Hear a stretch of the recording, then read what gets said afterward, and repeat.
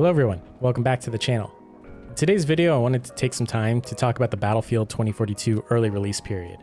I was tempted to put a video out on day 1 or 2 of the release period, but I decided that ultimately it would be best if I really took the time to dig in with the game and come to some really solid conclusions about the current state of it right now.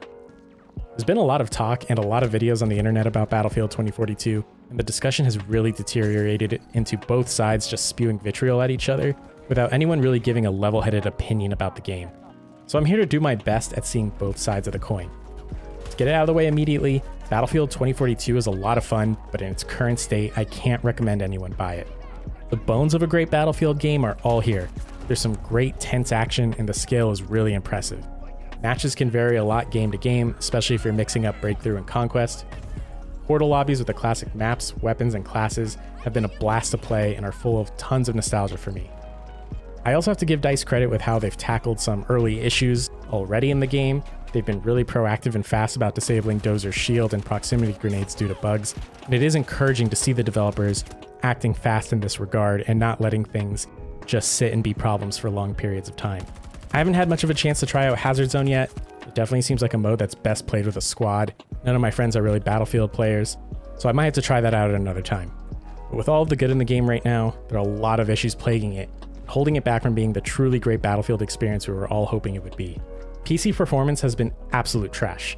On my system with a Ryzen 9 5900X, an RTX 3090, and 64 gigabytes of RAM, I'm only pulling in the range of 70 to 90 FPS on 1440p Ultra. It's just absolutely unacceptable. If I'm remembering it right, this is actually worse than it was in the beta. Also noticing a lot more server lag and hit registration issues in the beta, and it's making gunplay really frustrating. I assume that a lot of this is from the content all being unlocked, but it's still super frustrating to encounter. Also, from what I've read around the internet, DLSS is supposedly just not working right now, so that can't even help you with PC-related issues. As far as low-end gamers and mid-range gamers, like a lot of my friends who have entry-level and mid-range PCs, I feel really bad for what their experience might end up being like if they decide to try out this game. Even somebody like BigFry, who is a creator I really like, he has an i7 6800K and an RTX 3070, which isn't the highest end system in the world, but it's still a pretty good system, is having tons and tons of issues that make the game super frustrating to play, and it really is just unacceptable. On top of performance, a lot of options are just straight up missing from the menus that have been present in previous iterations of the series. Resizing the minimap to something bigger is something I've done in tons of the previous games, and I can't do it right now for some unknown reason. All I can do is zoom out the current minimap, which is way too tiny. I also can't change the opacity of HUD elements when I'm aiming down the sight, and I've died to so many people after I've lost them in the million fucking HUD icons in this game that it makes me want to pull my hair out. You also can't change squads, which just makes no sense to me. There is a rumored day 1 patch coming on the 19th with the full release of the game, and maybe that'll address a lot of the issues I've mentioned so far, especially some of the performance related ones. But even then, I don't know if it can necessarily fix some of the design decisions that I really think are hampering this game right now. Specialists continue to be an annoyance, especially stealth style gameplay like mine with a lot of flanking.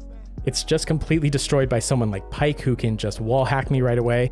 And I'm already seeing an infantry meta form around the specialists like Falk and Irish, and it's just becoming really annoying to play. It really throws off the flow of the game, and as much as everyone likes to moan that Battlefield has never been a team game in public matches, I'm definitely noticing less revives and ammo drops this time around. Plus, visibility is not much better than it was in the beta. I am noticing the specialists have these little lights on their stomach or chest area that indicate whether or not they're a teammate or a squad mate or an enemy, and while they help, they're way too tiny. I still find myself shooting at teammates all the time, giving away my position and wasting ammo and time. The missing scoreboard was something I thought would be fixed with a day 1 patch, but it turns out a developer has said that this new board is intentional and that they actually prefer it to the older classic scoreboard. I can understand wanting to protect lesser skilled players from getting frustrated, but it infuriates me that I don't even have the option to change it to the classic scoreboard. Deliberately withholding information from the player is absolutely ridiculous, and it takes away from the experience, and I can't support the decision to take options away from the player. I understand some people just want to get on and have a good time and not really be exposed to their score or what their in-game performance is like, so maybe they should have the option to switch it off, or maybe it can be off by default, but give someone like me and others who want to see their performance the option to see it. Then we have ADS bloom, which is one of the stupidest fucking mechanics I've ever seen in an arcade shooter. It showed up in Vanguard, and I hated it there, and I hate it here too. This isn't Insurgency Sandstorm. This isn't Arma. We're not going for hyper-realism milsim gameplay. This is meant to be fast and fun and loose, and the ADS bloom or ADS spread or whatever you want to call it just makes the gunplay feel like shit. Assault rifles especially feel fucking terrible right now, to the point that it's actually better to use SMGs for mid-range engagements. DICE has already said they're looking into this, but anything other than fully removing it would be a mistake in my eyes. As it stands right now, pretty much are using the sniper rifles or the SMGs for the most part if you want actual reliable gunplay. Portal was also flooded with XP bot lobbies in the beginning, which should be expected, but somehow this wasn't considered for this early release period. And DICE had to pretty much eliminate Portal's viability for ranking up. It's crazy to me that a company so big either didn't see this coming, or they did see it coming and didn't plan effectively to counter it. And finally, we come down to the maps, and when you're in the areas with all the action, these maps are really awesome. They're really well designed, they look good, I enjoy the flow, they're super fun. But the dead space in between these zones is ridiculous, especially when you're going sector to sector in Conquest. In Breakthrough, it's not as big of a deal because the maps are shrunk down in order to accommodate the sector by sector gameplay, but in Conquest, it's really, really annoying. I know a lot of players will come back and say, well, call in a vehicle, that's why the pad is there.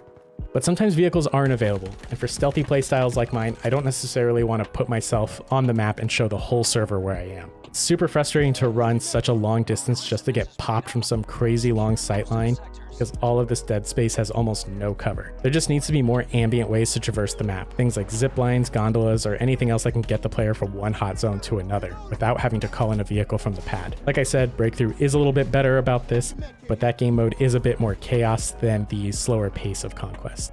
All of this really just comes down to an early release period that was completely mismarketed, why a lot of players, myself included, feel frustrated. This isn't early access to the full release of the game. This is just a second beta stage. I really wish EA and DICE would have just marketed it as a final beta test before the release. I still would have happily shelled out the extra money to get access to it, and I would have gone in, as well as other players, with much more realistic expectations. All in all, I still think the game is a ton of fun despite a lot of these issues. There isn't really anything out there like Battlefield, and it's nice to have the modern setting back in the genre. End of the day though, I can't recommend buying it right now until a week or two at least after the full launch to see what's been ironed out, what will get ironed out, and what might never change. I'm optimistic we'll see improvements, but maybe I'm being a bit too trusting. With that, I'd like to thank you all for watching. If you enjoyed the video, feel free to drop a like, and if you didn't, leave a dislike so I know I need to change something. Subscribe if you're new, and I'll see you all in the next video.